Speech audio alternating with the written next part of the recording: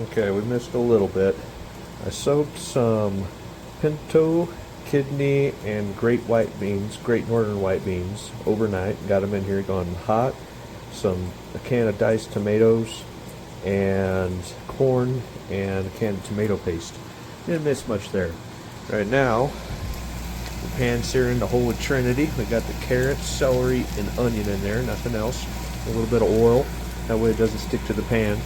Gotta use a good, nice non-stick pan, but I always do a little bit of oil in there, a little olive oil. You could do cooking oil, but I personally prefer olive oil on all my oil. Got a little bit of that. That's almost ready to throw in there, just so you're not throwing oil everywhere. Get that nice screen on there. Next thing that's going to go in is this andouille sausage. Got it chopped up. We're going to throw it in there, pan sear that, throw it in the pot too, along with some jalapenos. We'll do some ground beef in there as well. And we're going to pan sear Anaheim peppers. After we pan sear the Anaheim peppers, we'll show you that here in just a second. We'll take those, chop those up, and also throw them in the pot. After all that, we'll kind of deglaze the pan a little bit with some red wine, and we'll throw a little bit of sirloin in there. Throw the sirloin in, pull it out after we sear it, throw it on the cutting board, let it rest, chop it up and cube it up, and then throw it in. Yeah, I'll show you what's here next in just a sec. Alright, looks like we got a little bit of caramelization starting to form on the onions and all that. That's right where you want to be.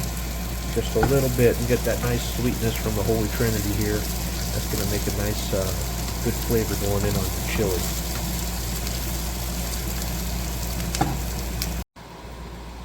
Another thing I forgot to mention, we're going to do, I usually start it from cold, 7 hours. So the first hour is just warming up. So you got 6 hours of cook time with your beans. Really, I just put it on 7. It can give or take about a half hour. I'm at about 3,500 feet elevation. Elevation does take a difference on cooking your beans. I soak mine overnight, and I give them a good 6 hours on the high heat on the crock pot. This is a crock pot recipe, not a pot. So, yeah, we got the beans. We got pinto beans. We got great northern white beans, and we got kidney beans. They all soaked in there overnight. They're looking pretty good. They're starting to cook. Also, I have some diced tomatoes, can of tomato paste, and we got the canned corn in there as well. Some good old sweet corn. Get a little bit of that sweetness in there. Alright, we're ready to throw this in there now. Got our Holy Trinity going in the pot. Next is going to be some meat. We got our ground hamburger in there. It's a good 93% lean meat.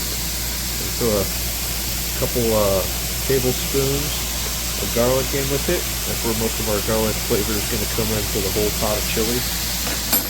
Also, you're going to get a little bit of salt and a little bit of pepper. Don't forget that W sauce in there too, that William Perkins, Perrins, whatever it is.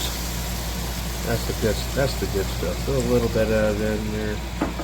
You don't need too much salt to be using that, so go easy on the salt. You can take salt. You can't take salt out. You can put a little back in later. Mince that all up real good. Brown it. Nicely minced up after it's all brown, and then we'll throw that in the pot.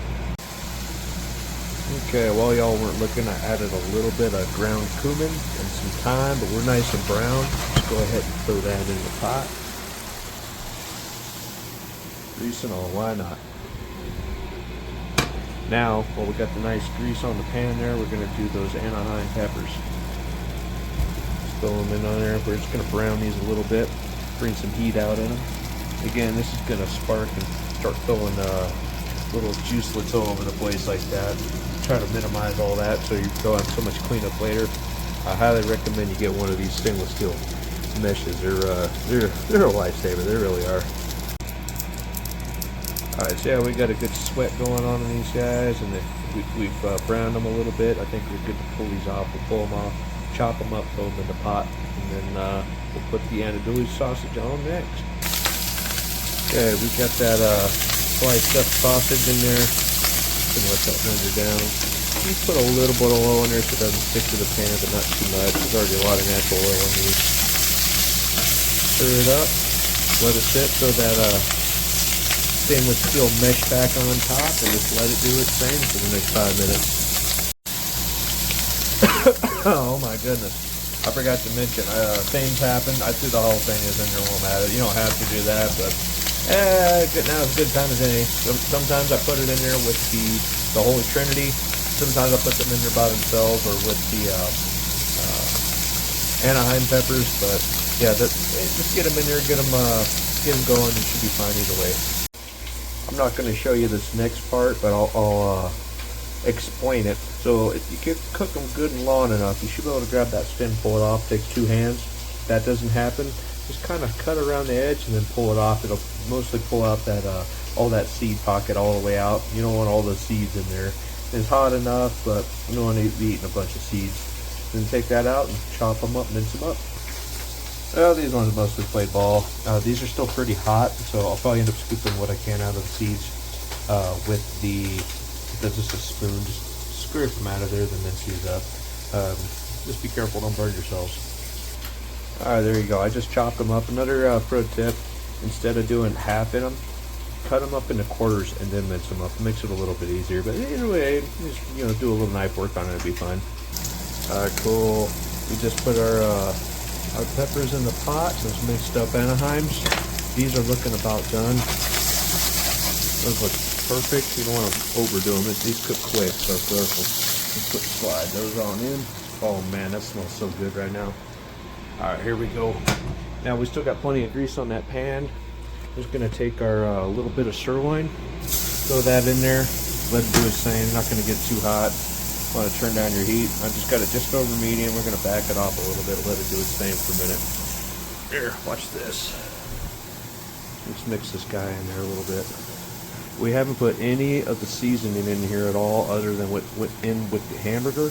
This is all just the natural ingredients there. And then the andouille sausage, of course. Smelling amazing, guys. This is just the beginning, too. This whole house is going to smell like something like you ain't believing. Be right back. Also, instead of just water in there, and you want to get it a little bit sweeter, instead of using water to cook all those beans and everything, you can use a little bit of like orange juice, some type of sweet juice, put it in there, and those beans will soak it right up and get a little bit of that sweetness in there. Let's give this old sirloin steak a little check there. Just a little one. It's the smallest one I could find. Oh yeah, it's got that nice browning going on there. Very good. You don't want to overcook this, because you don't want to slacken all those juices and all that in the pot. So easy on it. You just want to sear it on either side, pull it out, let it rest. Alright, looks like we're getting pretty close on this guy. Let's pull that off. Pop the hood, see what she looks like. Oh yeah, I think we're there. That looks beautiful. Set them off to the side. Now we're going to deglaze this pan just a little bit. There's not much on here, but I think we got most of the flavor out off of this pan already. We give it a little red wine there. The heat is already off. It's been off. Just kind of want to work it there, though. Just work it a little bit. Just going to give it a little bit more richness in the chili itself. You don't want to burn this guy. If anything, that's a little too hot. We'll pull them off of the heat. Again, we're deglazing. We ain't cooking here. This will help it clean up later in the sink as well. Let's get all that nice flavor that you got from all the peppers, the andouille sausage, the sirloin, the hamburger, all those flavors, all those little spices that might be hiding in the corner. I'm going to take all that off and just plop it right back into that pot and give it a little extra level of flavor in there you wouldn't expect out of a normal chili. We'll go ahead and pour that on in there now. Just a little bit of that deglazed red wine, just a little bit, like not even half a glass, guys. That's all it takes. Alright, so while we're letting that steak rest before we chop it up, cube it up and throw it in here, I'm just going to go ahead and just give this a little bit of a stir, see how she's doing. Now you don't want too much liquid in here where your beans are going to be swimming in it, but you don't want it drying out either. It's kind of a fine line you got to ride there.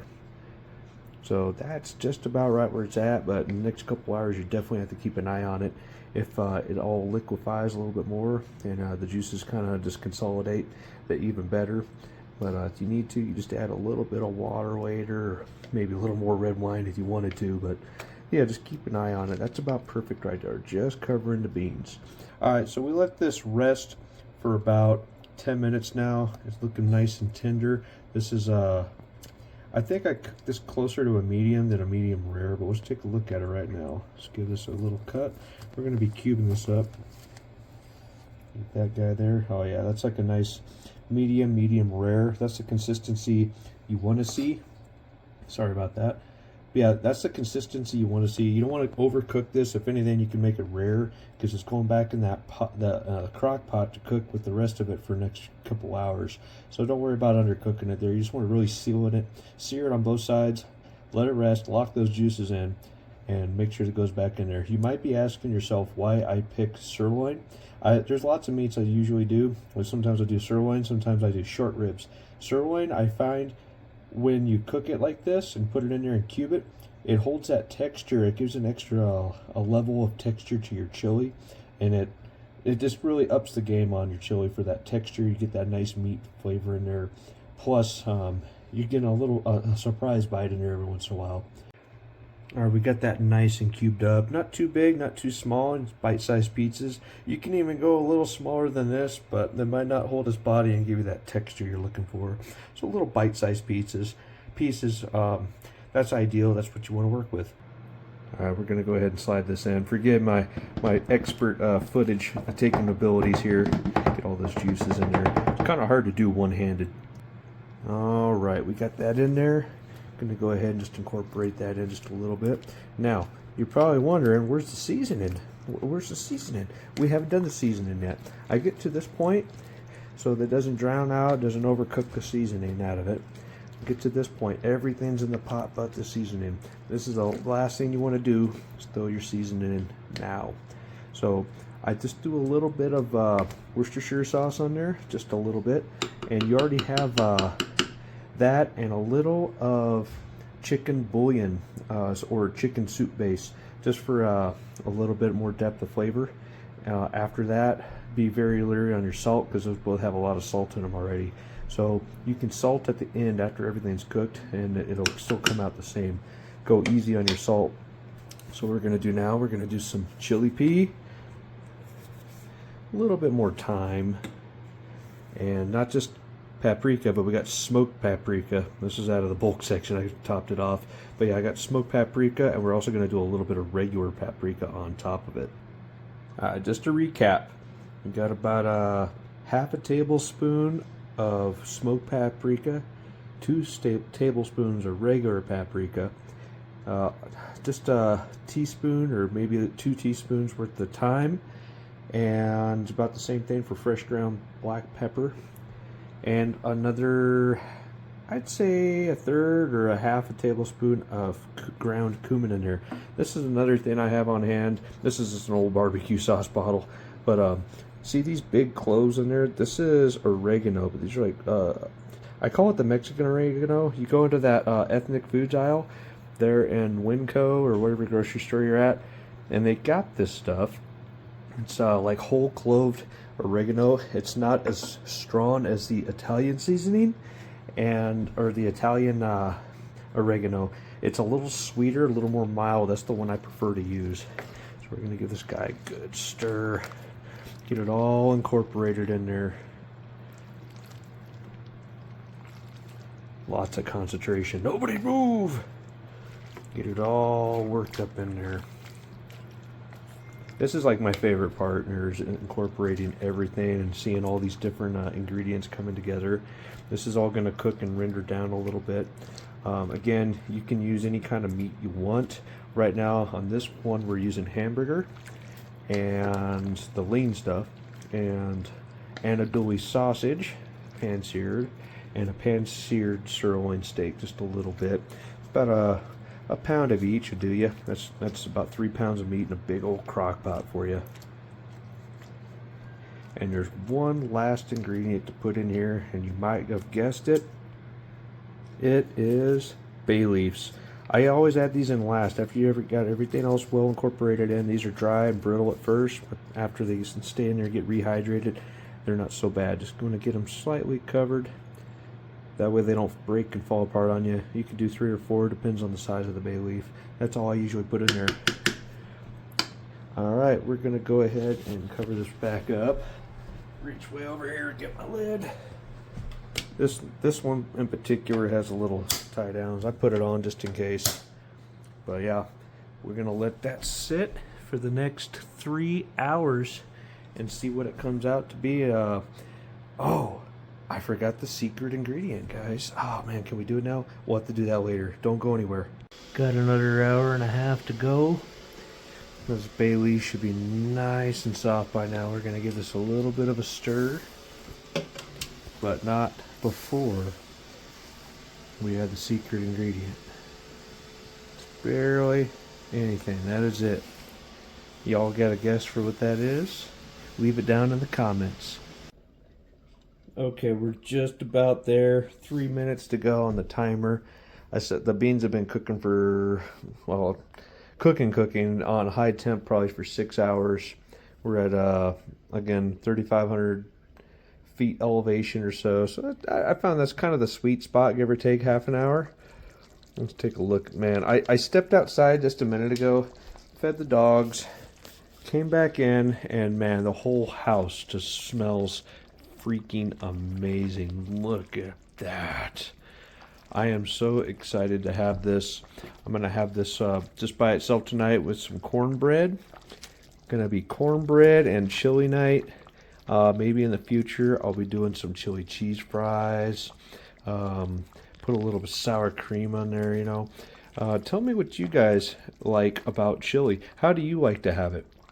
Do you like to have it? How do you like to prepare it? That's my main question. Please leave that down in the comments. This is just one of my simpler recipes. It's always evolving. I'm always kind of doing things just a little bit different. But man, doesn't that just look freaking amazing?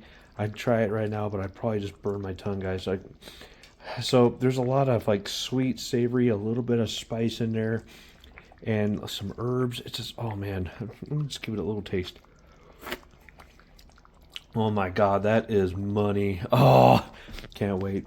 Anyways, till next time, guys, keep stacking, stack them high, and let me know what you think.